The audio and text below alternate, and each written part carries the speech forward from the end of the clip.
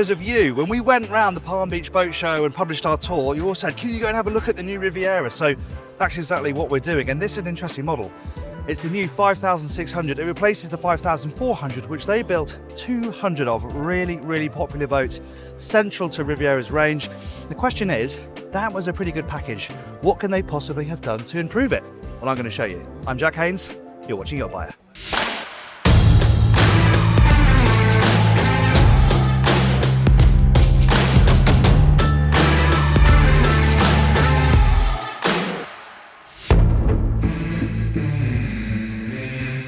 Before we get going, make sure you subscribe to the channel. You may not get our tours if you're not subscribed, so hit that button, hit the bell icon. You'll be notified every time we upload a new one. Now, when you've built a boat in this kind of numbers, that gives you a lot of feedback from customers on how to improve it, and that's exactly what they've done here. So even down here at the waterline, there are little things they've added over the 5400. So you've still got a hydraulic bathing platform and a tender garage that will fit a Williams 345, but on this one, they built in a ladder here. We've seen that before on other models, other brands, but you've got it now on the 5.6, so that gives you a nice staircase down into the water, and you'll see these big holes in the deck. You can put railings in here just to make it a little bit secure. At the aft end, there's also a ladder in the middle that drops down if you don't want to have to sink the platform down, and the platform is also part of the tender launch process. Under these steps, there's really excellent engine room access. We're going to cover the engine room towards the end of the tour. For now, let's stay on deck. There's access up both sides of the transom, but here on the port side you have your deck shower to have a little wash off. You come out the sea, and then we come to the main cockpit. This is a single deck boat. They build fly bridges. This isn't one of them, so it's all living on one level. And you can really see the finish in this area. It's beautiful. Look at this table. Really, really lovely. Even things like the finish on the mouldings on the wet bar. You can really see the detail here. They are beautifully built, hefty, hefty boats, these. And it's a very practical space. Cooking over on this side, got a fridge underneath. You can see the TV that swings down from here, so you can sit outside and watch the television. Seating arranged around the table here, but there's also this stool, so you can pull this out, move this around the deck, and obviously use it to sit somebody this side as well. And then a nice bench facing into the boat. It's lovely, and you can fully enclose this area so it can be made fully weatherproof to extend the main deck if the weather isn't so great. A couple of other things.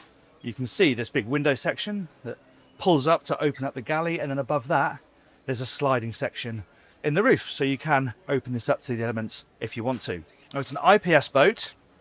I'll talk more about performance and stuff at the helm, but I just want to point out that you have got joysticks on both sides. One out here is standard. You can option another one on the other side, so no matter where you're mooring, whether it's side to or stern to, you can control the boat from here really, really easily. This is an owner run boat, no doubt about it, so ease of control is very important. Now, before we head inside, let's look up front, because this is where some of the really new stuff has happened.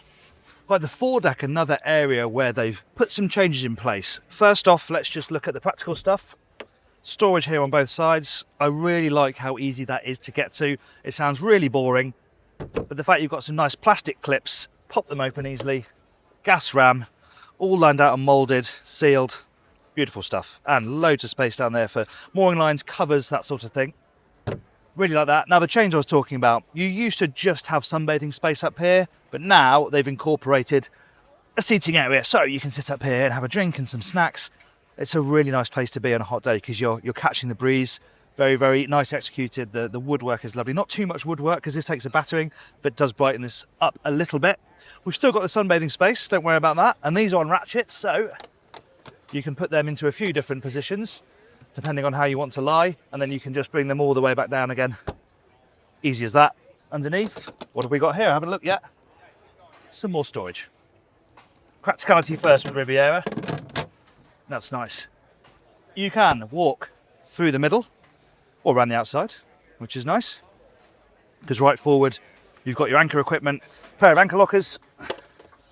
Again, it really is the little things you come into contact with. Just popping that lid, you know this is a quality product. The way it opens, the finish, the fact you've got salt and freshwater washdown down there, a little slot for the windlass winch. It's all exactly where it should be. Let's head inside. Okay, heading inside. Very familiar arrangement with the aft galley that connects so nicely to that dining space. This is all about having your guests on the same deck, and they've got plenty of space inside as well as outside. They've split the galley across both sides. Fridge there, and then you've got drawers that can either be a freezer or a fridge underneath, so that's quite convenient. Totally separate wine fridge too, and you'll note these little catches on everything. So the boat's fully stabilised, but that just means if you do heave over a big wave, these aren't going to come flying open. C-zone control here. That's all the digital switching. You can control everything on board the boat from this screen right by the door, which is very convenient. Cooking over here. Got extraction overhead, and the bin is actually inset into the counter, which is very useful. You don't have to duck down underneath counters to pull it out every time you need to empty it. Loads of storage around here as well. And I like how the sink faces out, so if you are washing up, you've got a nice view at the back of the boat. This area is very clever. This is a very familiar Riviera thing, sofa in this guise, but you can move these cushions out of the way and flip the table out. It's a really nice table as well, but it's not there all the time. So like it is now, you can put it away and it's not gobbling up space, so you can sit down and relax a bit more comfortably. I like this detail. How nice is that? Now there are a few different wood options. This gloss walnut is the most popular. There's a satin version, or you can have an oak as well. There's a cherry, but I don't think anyone's ordered that for a long time. But this does look really nice. And on these newer versions, they have just brought in some brighter paneling up top to make it a bit brighter, a bit more modern. Doesn't feel quite as heavy as older models in the range. And it's things like having these stools as well, just makes it feel a little bit more like a home than a boat. So you've got a breakfast bar too. And the TV opposite the sofa pops up from behind there. Now another nice space. Again, given you've got no flybridge, when you're travelling along, you've got 2 people at the helm, and then a few more people can sit up here at the same level. Great view all around, so if you tend to feel a bit seasick, you can see the horizon. Should help you out. You're in touch with the helm, but nice and comfortable over here. It's a great space. There's a sunroof overhead. You can see we've got the blind across at the moment, but you can fully cover that off if you want to, and it opens up too, so you can get some ventilation. However, we have got doors on both sides. If you come round, Rob, and when I say doors, I mean windows. We'll get onto the door conversation in a second. Big windows that slide back on both sides. They are very nice, but they're not quite a helm door. That is the only bit of practicality that you miss out on a Riviera. You cannot get from the helm onto the side deck, and that would be a nice additional function. I can't complain about the helm though. The helms are some of the best in the business. The position is excellent. They know exactly what it takes to make a boat easy to drive. All of your controls are right under your arm. It's an IPS boat, so you've got joystick control, plus your throttles, both of which fall really easily to hand. Twin MFDs, but I've got remote switches here, so I don't have to lean forward to use them. They've used carbon fibre down here rather than that scratchy plastic that everybody else uses. That looks so much better. It's clean, it's easy to see, it's dark, there should be no glare. Fully adjustable, massively comfortable seats. They really are leading the way in helm design. I have to say, it's absolutely fantastic. When it comes to propulsion, as I said, IPS only one option. They kept it simple. IPS 950, so twin 725 horsepower engines, top speed of around 30 knots, and at 25 knots it's going to do 300-400 nautical miles. It's about fast cruising this boat. Be very, very capable offshore. Okay, lovely stuff here at the helm. Let's head downstairs. Regarding the accommodation layout, we'll stick the deck plan on screen now. You've got 3 cabins in total. There's a double VIP forward, a twin on the port side, and a full beam ensuite owner's cabin amidships. We'll start with the twin, which is a twin. That can also be a double. I can see the runners in the floor here, so you can join these beds together to make a double if you want to. Storage down this side is pretty good, and you've got a fusion stereo system, a small TV, but a TV nonetheless. Decent portion of hull window. And although the air conditioning is blowing away, you've got a little opening porthole section too. There is no ensuite bathroom, but there's good storage behind the door. I'll explain where the bathroom is in a second, because it's over here. So this is the day head. It's also the ensuite to the VIP. Decent space, right? Headroom, well over 6 feet. Separate shower cubicle. All the nice stuff that we're normally looking for. And this does connect directly to the VIP cabin. There's a door here. So this cabin can get straight in there at night. Nice space, right? Bed extends quite close to the bulkhead, so getting changed might be a little bit awkward, but it does mean you've got a nice sized bed, so that's the trade-off. Windows aren't huge in this cabin, but you see how bright all this is now. It doesn't feel too dark, and of course you've got your skylight which opens up, so you've got some natural light coming in from above. I like the detail behind the bed and the lighting. Storage on either side. Drawer storage underneath the bed, so you don't have to lift up the bed to get to it. Okay, it's not as good for suitcases or anything like that, but it is quite convenient. There's a TV and a soundbar in here as well. Let's head to midships and have a look at the owner's cabin. I just want to point out, don't go away, Rob, I just want to point out a very nerdy Riviera-esque touch, which is that when this door is open, you see how they've built this recess? So it's not like this when it's closed with the door handle jutting out. It's way more flush. So when you brush past, you're not going to catch your hip on the door handle. Clever. Right, moving aft. This is quite an interesting little area, this hallway. You can have more cooling space in this area if you want it. There's loads in the galley, but if you want more, you can have it down here. You can also make this into a sort of pantry area. So if you want to have coffee making facilities on this deck rather than upstairs, okay, the galley's not miles away, but it's nice that you could do that if you wanted to. This is also where laundry is. This is nice as well. The doors disappear down the side so you can get to your washer dryer. Did that just auto light up? No, it didn't, in my imagination. But yeah, it's still very nice that that's there and you can tuck it away so easily. Owner's cabin. First things first, masses of storage. Genuinely enormous wardrobe here that auto illuminates when you pop the doors open. That's nice. You smell of cedar coming out of there as well. Now this is where there's another change.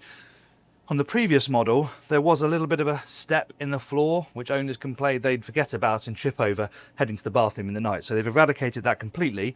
So now we have a totally flat floor in here, plenty of headroom clearance, and it's a big bed as well. You can still move around really comfortably. You could have this storage mirrored over there.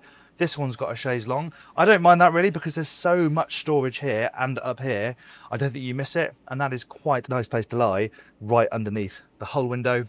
Nice that you've got the wood panelling behind the bed. It's just them showing off how good they are at varnishing wood, isn't it really? But it is beautiful. Great lighting in here too. Bigger TV. You're the owner, you get a bigger TV. And then we have the bathroom. And this is very nicely done. There is a little step into this, so you're still going to have to watch that when you're going for a wee in the middle of the night. But this is a decent sized space, isn't it? Plenty of room around the toilet. Another separate shower cubicle. This one's got a bench in it. You can sit down while you wash and contemplate life. And a nice big vanity unit as well. Now, always one of my favourite parts of a Riviera is the engine room. So let's go there. Now, there is a smaller engine room hatch over on that side of the cockpit, but this is the way you're going to want to get in. Under the steps. And down we go. Now this is really very impressive engine room access for a 61 footer. Now of course you have got the compromise of having the tender garage intrusion, but it's really not too bad. You can still get around the perimeter of the engine room and pretty much stand up straight. And actually the deck drops down in the middle, so even underneath the tender intrusion, it's not that bad. It's still perfectly easy to get to both engines and crucially both pods. Can't forget the pods need some attention as well on an IPS boat, so you can get to them easily enough. The generator is tucked in over there. You can have a seakeeper, but they'd rather try and keep the weight down, a bit less complications. So it's got the Humphrey electric fins for stabilization, which also works with the trim blades. So that's really good kit and they work at 0 speed too. And as I've mentioned before, this is a boat designed to be maintained by the owner. So having an engine room as clean and easy to work in as this is really nice. And I'd say probably best in class. It's safe to say that this is a pretty easy win for Riviera. They knew they were onto a good thing with the previous model, so just updating it and refining it and fiddling with little bits in places means that they could really maximise what was already a very impressive product.